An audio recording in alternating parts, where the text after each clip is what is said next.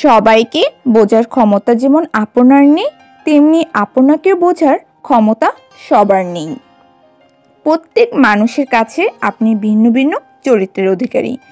আপনি যেমন সবার কাছে ভালো হয়ে থাকতে পারবেন না, তেমনি সবাই আপনার কাছে ভালো হয়ে থাকতে পারবে না। যাদের কাছে আপনি ভালো, তাদেরকে নিয়ে ভালো থাকতে শিখুন।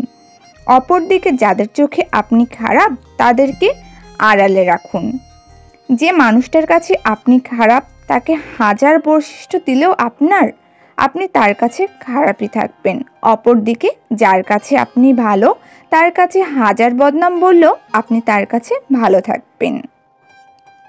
প্রতিটি মানুষ তার নিজের দিক দিয়ে সেরা, আপনিও আপনার দিক দিয়ে সেরা। কেউ খারাপ বললেই আপনি যে খারাপ হয়ে যাবেন তা কিন্তু নয়, আবার কেউ অনেক ভালো বললেই যে আপনি ফ্রেস্তা হয়ে যাবেন তাও নয়। যার চোখে যেমন, আপনি তার কাছে তেমন। আপনি কেমন সেটা শুধু আপনিই ভালো বলতে পারবেন। কারো কাছে তার জন্য প্রমাণ দেওয়ার কিছু নেই। সব কিছু যেভাবে চলতে দিন, আপনি আপনার মতো এগিয়ে যান। অন্যের সমালোচনার গুরুত্ব দিলে আপনি নিজেকে গুরুত্ব দিতে ভুলে যাবেন। সব সময় নিজেকে প্রাধান্য দিতে শিখুন।